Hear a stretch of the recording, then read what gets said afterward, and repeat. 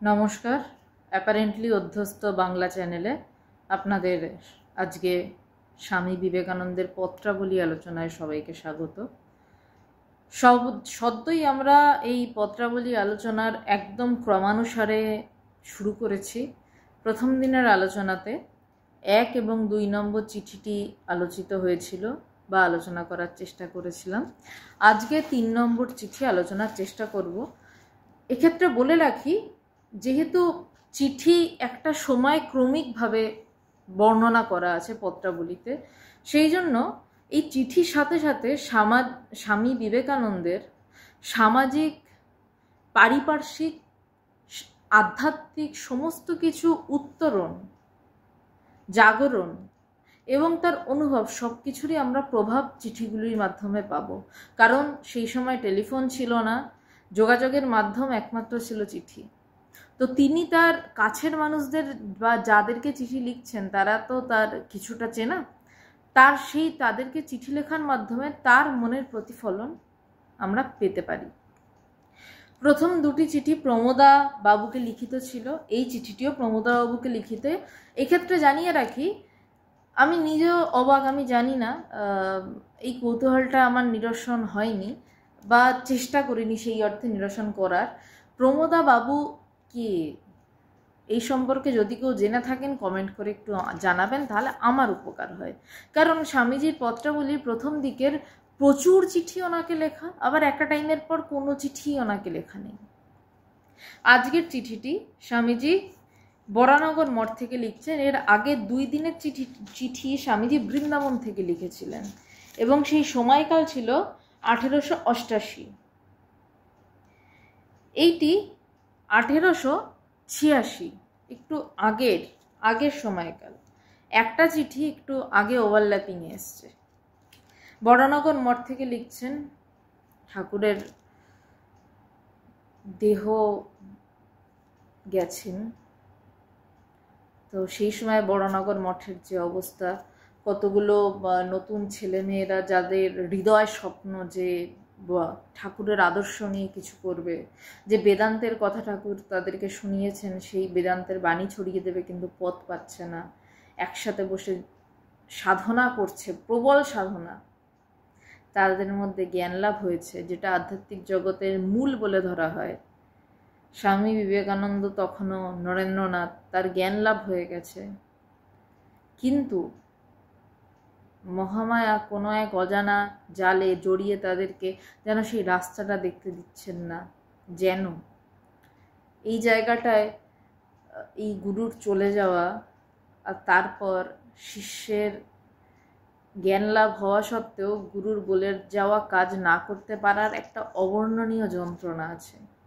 স্বামীজির চিঠিতে সেই যন্ত্রণার কথা ছত্রে ছত্রে ফুটে ওঠে। স্বামীজি লিখছেন, ওম নমো ভগবতে রামকৃষ্ণায় দিয়ে চিঠি শুরু করছেন। চিঠির শুরু, ওম নমো ভগবতে রামকৃষ্ণায়, বরানগর মঠ, 5ই অগ্রহায়ণ, সোমবার, 1295 সাল, 19/11/1886 খ্রিস্টাব্দে। প্রমোদা বাবুকে লিখিত এই চিঠিটি ধরা যেতে পারে পত্রাবলীর প্রথম চিঠি। আগের 2টি চিঠি এর পরের, অর্থাৎ তখন স্বামীজির পরিব্রাজক জীবন শুরু হয়ে গেছে। এই সময় তখনও স্বামীজির পরিব্রাজক জীবন শুরু হয়নি। পূজ্যপাদ মহাশয়, আপনার প্রেরিত পুস্তকদ্বয় প্রাপ্ত হইয়াছি এবং আপনার অত্যুদার হৃদয়ের উপযুক্ত পরিচায়ক অদ্ভুত স্নেহ রসাপ্লুত লিপি পাঠ করিয়া আনন্দে পূর্ণ হইয়াছি। স্বামীজির বাংলা ভাষা কিন্তু ভীষণ সুন্দর, যতটা ইংলিশ ভাষা সুন্দর তার থেকেও বেশি বলে আমার মনে হয়েছে। স্বামীজির ইংলিশ ভাষা তো ভীষণই সুন্দর, কিন্তু বাংলা ভাষার কাব্যিক, তার যে আঙ্গিক ভীষণ সুন্দর, একটা ঘনত্ব আছে, গভীরতা আছে, হালকা নয় কোনোভাবেই, গাম্ভীর্য আছে বলা যেতে পারে। সেখানে বলছেন যে আপনার প্রেরিত পুস্তকদ্বয় প্রাপ্ত হইয়াছি, অর্থাৎ বোঝা যাচ্ছে প্রমোদাবাবু স্বামীজিকে যে কোনো 2টি পুস্তক পাঠিয়েছিলেন এবং সেই তার হৃদয়ের উপযুক্ত পরিচায়ক অদ্ভুত স্নেহ রসাপ্লুত লিপি, অর্থাৎ সেই 2টো পুস্তকের সঙ্গে কিছু নিশ্চয়ই চিঠিও পাঠিয়েছিলেন। সেই চিঠিটাকেই স্বামীজি বলছেন অদ্ভুত স্নেহ রসাপ্লুত লিপি পাঠ করিয়া আনন্দে পূর্ণ হইয়াছি। বলছে সেই লিপি পাঠ করে আনন্দে পূর্ণ হয়েছি। মহাশয়, আমার নয় একজন ভিক্ষাজীবী উদাসীনের উপর এত অধিক স্নেহ প্রকাশ করেন, ইহা আমার প্রাক্তনের স্বীকৃতিবশত সন্দেহ নয়। এখানে ঠাকুরের কথা দিয়ে স্বামীজি শুরু করলেন ওম নমো ভগবতে রামকৃষ্ণায়, এবং লিখছেনও কি যে আমার মতন একজন ভিক্ষাজীবী উদাসীন। স্বামীজি কি সত্যি ভিক্ষাজীবী তো বটেই, কিন্তু উদাসীন কি ছিলেন? একবার নিজেকে প্রশ্ন করুন তো। যদি সে উদাসীন থাকতেন তাহলে তার অন্যের দুঃখে হৃদয় কেন কেঁপে ওঠে? কেন সে তাকে দুটো বই পাঠানোর জন্য সে প্রত্যুত্তরে চিঠি দেয়? সে তার প্রতিটি কর্ম নিখুঁতভাবে করে। বাইরে দেখতে উদাসীন হলেও একজন ব্রহ্মজ্ঞানী ভিতরে চরম গোছানো থাকে। এই ভাষাটাই এলো আমার কাছে, গোছানো থাকে। সে তার কোনো কাজে বিন্দুমাত্র খামতি রাখে না। স্বামীজি ভিক্ষাজীবী সাধারণভাবেই, কারণ সেই সময় সে সন্ন্যাসের দিকে যাত্রা করছে। এবার বলতেই পারেন সন্ন্যাসীরাও কেন ভিক্ষা করবে? স্বামীজি পড়াশোনা করেছিলেন, চাকরি বাকরি করলেই পারতেন। এখানে জেনে রাখা প্রয়োজন যে ভিক্ষা ভারতীয় শাস্ত্র অনুসারে সন্ন্যাসীদের একটা সাধনার অঙ্গ। কেন সাধনার অঙ্গ? তার কারণ ভিক্ষা যে দেয় সে যে ভীষণ হৃষ্টচিত্তে ভিক্ষা দিচ্ছে, খুব আনন্দ করে ভিক্ষা দিচ্ছে তা নয়। যে দিচ্ছে সে গৃহস্থ, তার মনের কোথাও একটু না হলেও খচখচানি থাকবে, দিয়ে দিলাম, ও ঠিক আছে আবার হবে, কিন্তু ও দিয়ে দিলাম এইটুকু তো থাকবেই। সেই জন্য ভিক্ষান্ন পবিত্র। এবং একজন পড়াশোনা করে শিক্ষিত হয়ে রোজগার করতে পারা সত্ত্বেও মাথা নামিয়ে চাইতে পারা, হাত পেতে চাওয়া যে ভিক্ষাং দেহি। এবার এখানেও একটা ব্যাপার রয়েছে, বলা রয়েছে এটা বলতে মা ভিক্ষাং দেহি, তুমি চাও দুহাত ভরে। এবার সেই হাতে কিছু দিল, 1 টাকা পড়লো কি 1 কোটি টাকা পড়লো, তার জন্য তুমি তারপর হাতটা জোর করতে ভুলো না। 1 টাকা পড়লো এরভাবেই হাত জোর করো, 1 কোটি টাকা পড়লো সমানভাবেই হাত জোর করো। সন্ন্যাসীর হৃদয় এমন হবে, সন্ন্যাসীর চরিত্র এমন হবে, সে কখনো অ্যামাউন্ট বলবে না। সে বলবে আমার এই কাজটা রয়েছে, আমাকে আপনার যা ইচ্ছা সাহায্য করুন। কে কত টাকা দিচ্ছে তা সে দেখবে না। আরও নিয়ম রয়েছে যে সেটা যদিও জীবন ধারণের ক্ষেত্রে, সন্ন্যাসীর জীবন ধারণের ক্ষেত্রে বলছে সে একদিনে 3টি অথবা 5টি বাড়িতে ভিক্ষা করতে পারবে। যদি কিছু জোটে তো জুটলো, না জুটলে না জুটলো। তাকে ঈশ্বর কিছু না জোটালে না খেয়েই কাটাতে হবে। এটা রীতি, ভারতীয় শাস্ত্রীয় রীতি। সুতরাং তুই ভিক্ষা করবি এত পড়াশোনা করে, আজকে উঠে লাভ নেই। সন্ন্যাসী হলে গায়ে গেরুয়া বস্ত্র ধারণ করলে ভিক্ষা করাটাই রীতি, এবং না করাটাই সন্ন্যাসের অপমান। এবং 1 টাকা এবং 1 কোটি টাকার মধ্যে পার্থক্য করে দেখাটাও, এবং যে দিচ্ছে তাদের মধ্যে পার্থক্য করে দেখাটাও একজন সন্ন্যাসীর পক্ষে অনুচিত কাজ, উচিত নয়। বা অ্যামাউন্ট বলে দেওয়াটাও সন্ন্যাসীর জন্য উচিত নয়, বা কোনো আধ্যাত্মিক সংগঠনের ক্ষেত্রে উচিত নয় যে তুমি এত টাকা দাও। বলা উচিত তুমি এই টাকা দাও, এটা প্রয়োজন, তার জন্য তুমি যা ইচ্ছা তাই দাও, যা ইচ্ছা তোমার যা প্রাণে চায় দাও, যা দেবে তাই নেব, আমরা আনন্দ করে নেব। কারণ ঈশ্বরের কৃপাবশত সেই টাকাটা আসছে, বা ঈশ্বরের কৃপাবশত এই দানটি আসছে। এখানে স্বামীজি কি সুন্দর তার ঠাকুরের প্রতি তার বিশ্বাস। স্বামীজি বলছেন যে আমার নয় একজন ভিক্ষাজীবী উদাসীনের উপর এত অধিক স্নেহ প্রকাশ করেন, ইহা আমার প্রাক্তনের স্বীকৃতিবশত সন্দেহ নাই। প্রাক্তন বলতে আমার যতদূর মনে হয় উনি ঠাকুরকেই বলছেন, গুরু ছাড়া তো আর কাউকে বলবেন না। বেদান্ত প্রেরণ দ্বারা মহাশয় কেবল আমাকে নয় পরন্তু ভগবান রামকৃষ্ণের। স্বামীজি কিন্তু বহু পরে গিয়ে বলছেন অবতার বরিষ্ঠায়ও। দেখা যাচ্ছে এখানে প্রথমেই 19/11/1886 সালেই স্বামীজি চিঠিতে ঠাকুরকে অবতার স্বয়ং ভগবান বলে স্বীকার করে নিচ্ছেন। বলছেন যে বেদান্ত প্রেরণ দ্বারা, অর্থাৎ বেদান্ত সম্পর্কিত কোনো বই পাঠিয়েছিলেন, বেদান্ত প্রেরণ দ্বারা মহাশয় কেবল আমাকে নয় পরন্তু ভগবান রামকৃষ্ণের সমুদয় সন্ন্যাসী শিষ্যমণ্ডলীকে চিরকৃতজ্ঞতা পাশে আবদ্ধ করিয়াছেন। একটি বই পাঠিয়েছেন, স্বামীজি তার জন্য কি কৃতজ্ঞতা দেখাচ্ছেন তার প্রতি। এটাই নিয়ম, এটাই ভালোবাসা, এটা দেখানো নয়, এটা ভিতর থেকে উচ্চারিত হয়। যে ঠিক ঠিক জ্ঞানী, যে ঠিক ঠিক ব্রহ্মজ্ঞানী, তার ভিতর থেকে এভাবেই কৃতজ্ঞতা উচ্চারিত হয়।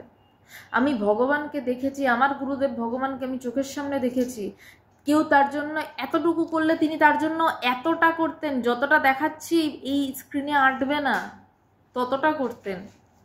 এটা একজন ব্রহ্মজ্ঞানীর লক্ষণ। তো বলছেন যে মহাশয় কেবল আমাকে নয় পরন্তু ভগবান রামকৃষ্ণের সমুদয় সন্ন্যাসী শিষ্যমণ্ডলীকে চিরকৃতজ্ঞতা পাশে আবদ্ধ করিয়াছেন। বলছে চিরকৃতজ্ঞতা পাশে আবদ্ধ করেছেন কি দিয়ে? না, বই দিয়ে। জ্ঞানের থেকে বড় কিছু আর দেওয়া যায় না। আপনি অন্ন দিতে পারেন, সেটা দান। আপনি বিদ্যা দান করতে পারেন, অবশ্যই একটা বড় দান। কিন্তু জ্ঞান দান, জ্ঞানের জন্য প্রয়োজনীয় কিছু দান, তার থেকে বড় কিছু হয় না। বলছে তাহারা অবনত মস্তকে আপনাকে প্রণিপাত জানাইয়াছেন। বলছে তারা আপনাকে অবনত মস্তকে প্রণিপাত জানিয়েছেন। কেন না বই। একটা সময় আমার গুরুদেব ভগবান আমাকে বলেছিলেন যে তোর জীবনের একমাত্র সম্পদ হবে তোর বইগুলো, তুই বই কেন এবং পড়। এই বেদান্ত সম্পর্কীয় বই, এবং সাথে যে শুধু আমাকে ভগবান বেদান্ত সম্পর্কীয় বই পড়তে বলেছিলেন তা না, আমাকে রবীন্দ্রনাথও পড়তে বলেছেন, আমাকে উপন্যাসও পড়তে বলেছেন। তার কারণ হচ্ছে এই পঠনের মাধ্যমে যে জ্ঞান আহরিত হয় সেইটা অন্য কিছু দ্বারা আহরিত হয় না। পঠন পাঠন এই নানান শব্দ রয়েছে। ধ্যান এবং ধারণা, ধ্যান ধারণা দুটোকে একসাথে বলা হয়। কেন বলা হয়? পড়া এবং শুধু গুরুবাক্য শ্রবণ তো ঠিক আছে, কিন্তু গুরুবাক্য শ্রবণের পর এসে আবার সেগুলোকে ঘাটতে হয়, পড়তে হয়। সেইগুলোর সহায়তার জন্যই এই বেদান্তের প্রকরণ গ্রন্থগুলো, সেইগুলো সহায়তার জন্য আজও বেদান্তের ভাষ্য লেখা হচ্ছে, আজও বেদান্তের নতুন নতুন বই লেখা হচ্ছে, বেদান্তের নতুন কথা লেখা হচ্ছে। একটি বই পাঠিয়েছেন বলে ঠাকুরের সমস্ত শিষ্যরা তার কাছে অবনত মস্তকে শ্রদ্ধা জ্ঞাপন করছেন। পাণিনির ব্যাকরণ কেবল আমার নিমিত্ত প্রার্থনা করি নাই। অর্থাৎ এই বই দুটির মধ্যে একটি বেদান্ত আর একটি পাণিনির ব্যাকরণ।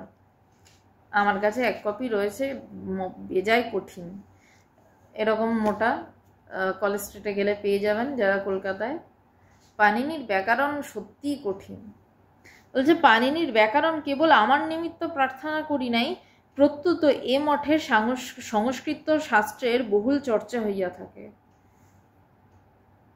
বলছে সেই সময় বরানগর মঠে সংস্কৃতের বহুল চর্চা হয়ে থাকে, সেখানে পাণিনির ব্যাকরণ প্রচণ্ড দরকারি একটি বই। বঙ্গদেশে বেদশাস্ত্রের একেবারে অপপ্রচার বলিলেই হয়। অপপ্রচার না, অপ্রচার শব্দটা আমার ভুল হলো। বলছে বঙ্গদেশে বেদশাস্ত্রের একেবারে অপ্রচার বলিলেই হয়। আর সত্যি কথা বলছি, আমি নিজের অভিজ্ঞতা যদি বলি, এখন বরঞ্চ বঙ্গদেশে বেদান্তের বা বেদের কিছু চর্চা দেখতে পাই। খুব বেশি আমি চর্চা উত্তর ভারত আর দক্ষিণ ভারতেও যে আমি আমার চোখে খুব বেশি চর্চা ধরা পড়েনি। মন্দির আছে, রীতি আছে, নীতি আছে, রেওয়াজ আছে, টিকা দিন, টিকা নিন, পয়সা দিন আছে, কিন্তু চর্চা, ঠোস যেই চর্চা, জ্ঞান লাভের জন্য চর্চা, এবার সেটা হতে পারে আমি এই বঙ্গদেশে আমার গুরুদেব ভগবানকে পেয়েছি, তাই জন্য আমার মনে হচ্ছে বঙ্গদেশে চর্চা আছে, হতে পারে, কিন্তু তাও চর্চা আছে বলে আমার মনে হয়েছে। বাইরে বেশিরভাগ দেখেছি শাস্ত্রের আড়ম্বর, এবার হয়তো নিশ্চয়ই সেখানেও চর্চা আছে, নিশ্চয়ই হয়তো আছে, সেটা আমার চোখে ধরা পড়েনি, সেটা আমার বিফলতা। বলছে এই মঠের অনেকেই সংস্কৃতজ্ঞ এবং তাহাদের বেদের সংহিতাদি ভাগ সম্পূর্ণভাবে আয়ত্ত করিবার একান্ত অভিলাষ। বলছে এই মঠের অনেকেই সংস্কৃতজ্ঞ। বরানগর মঠের অনেক সাধুই সেই সময়ের ঠাকুরের যে সমস্ত সন্ন্যাসী ছেলেরা ছিলেন, বলছে তারা অনেকেই সংস্কৃতজ্ঞ এবং বেদের সংহিতাদি ভাগ সম্পূর্ণভাবে আয়ত্ত করিবার একান্ত অভিলাষ। বেদের অনেকগুলি ভাগ রয়েছে, তার মধ্যে সংহিতা একটি ভাগ। তাহাদিগের মত যাহা করিতে হইবে তাহাদিগের মত যাহা করিতে হইবে তাহা সম্পূর্ণ করিব। এটাই হওয়া উচিত। আমরা সবাই কিছু একটা ধরি, ছেড়ে দিই, কিছু একটা ধরি, আবার সেটাকে ছেড়ে দিই, কিন্তু যা করব সেটা শেষ দিকে ছাড়বো, নয়তো ছাড়বো না। তাই বলছে যে তাহাদিগের মত যাহা করিতে হইবে তাহা সম্পূর্ণ করিব। অতএব পাণিনিকৃত সর্বোৎকৃষ্ট ব্যাকরণ আয়ত্ত না হইলে বৈদিক ভাষায় সম্পূর্ণ জ্ঞান হওয়া অসম্ভব। এই বিবেচনায় উক্ত ব্যাকরণের আবশ্যক। বলছে সেই জন্যেই পাণিনিকৃত, পাণিনি একজন ঋষি, বলছে পাণিনিকৃত, পাণিনির দ্বারা সর্বোৎকৃষ্ট ব্যাকরণ আয়ত্ত না হইলে বৈদিক ভাষায় সম্পূর্ণ জ্ঞান হওয়া অসম্ভব। এটা সত্যি, আমি নিজেও সংস্কৃত যখন চর্চা করতে গিয়ে দেখেছি যে এমনি হয় বটে, কিন্তু পাণিনি যদি ঠিক আয়ত্তে না আসে, আমার আসেনি এখনো, চেষ্টা করিনি খুব একটা, কারণ সেই দিক থেকে দেখতে গেলে সায়েন্সের স্টুডেন্ট, তো সেভাবে আর্টস নিয়ে চর্চা করার সুযোগ হয়নি। যেটুকু পেরেছি পাণিনি ধরতে গেছিলাম, ধরে আপাতত রেখে দিয়েছি, হয়তো ভবিষ্যতে কোনো দিন হবে। তো পাণিনি যদি না চর্চা করা হয় তাহলে বেদান্তের চর্চা করাটা, সম্পূর্ণভাবে শাস্ত্র বোঝাটা খুব কঠিন। যাহা হোক, মহাশয় অতি পণ্ডিত ব্যক্তি এবং এ বিষয়ে আমাদের সদুপদেষ্টা, আপনি বিবেচনা করিয়া যদি এ বিষয়ে অষ্টাধ্যায়ী সর্বোৎকৃষ্ট হয়, তাহাই যদি আপনার সুবিধা এবং ইচ্ছা হয়, ব্র্যাকেটে লিখছেন, চাইছেন বইটি, কিন্তু তাতে কিভাবে চাইছেন, অষ্টাধ্যায়ী বইটি চাইছেন এভাবে, যদি আপনার সুবিধা এবং ইচ্ছা হয়। এইটা একজন সন্ন্যাসীর চাওয়া।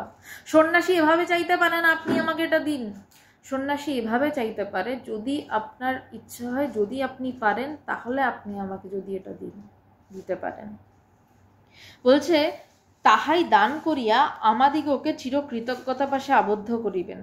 এ মঠে অতি তীক্ষ্ণ বুদ্ধি, মেধাবী এবং অধ্যাবসায়শীল ব্যক্তির অভাব নাই।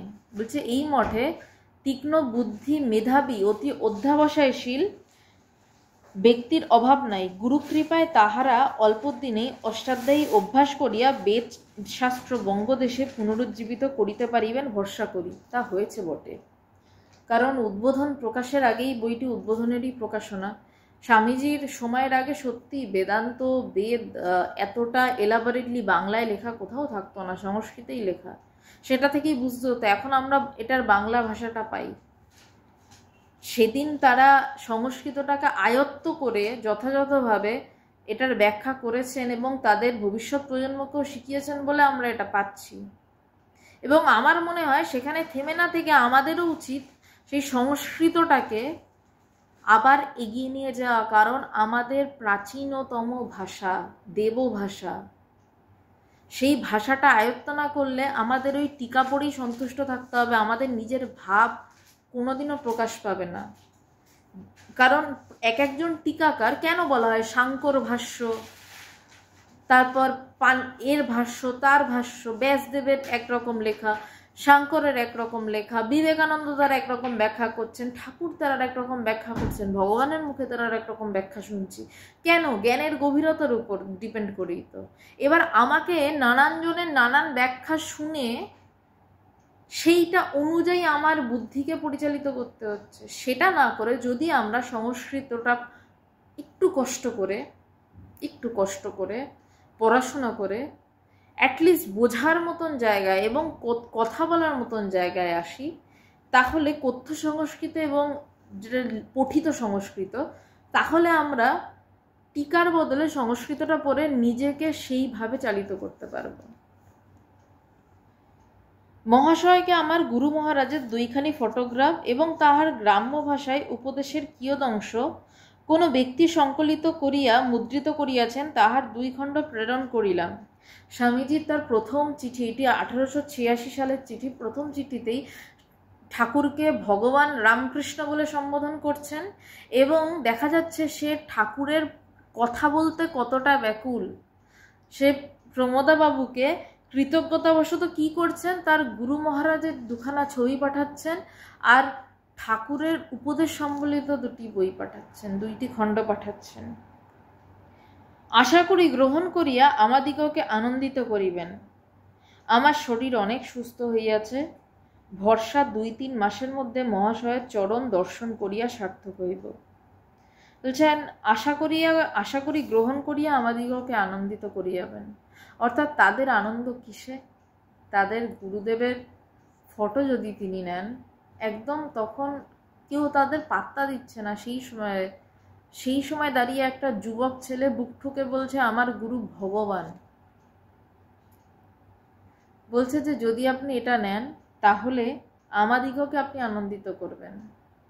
তাদের কাছে কিছু নেই, কিন্তু প্রত্যুত্তরে তারাও তাকে দিল। কি দিল? ঠাকুরের ফটো দিল, ঠাকুরের উপদেশ দিল। প্রমোদা বাবু যে তাদের কাছে কতটা কৃতজ্ঞতা পাশে আবদ্ধ হলেন তাহা বোধহয় তিনি নিজেও জানিলেন না। বলছে আমার শরীর অনেক সুস্থ হইয়াছে, ভরসা 2-3 মাসের মধ্যে মহাশয়ের চরণ দর্শন করিয়া সার্থক হইব। কিমধিকমিতি দাস নরেন্দ্রনাথ। কিমধিকমিতি দাস নরেন্দ্রনাথ। তখনও তিনি স্বামী বিবেকানন্দ নামটি ব্যবহার করেননি। আজকে এখানেই পত্রাবলী আলোচনা 3 নম্বর চিঠি শেষ হলো। কালকে রাত 9টায় কঠোপনিষদের আলোচনা আপনারা পাবেন। নমস্কার।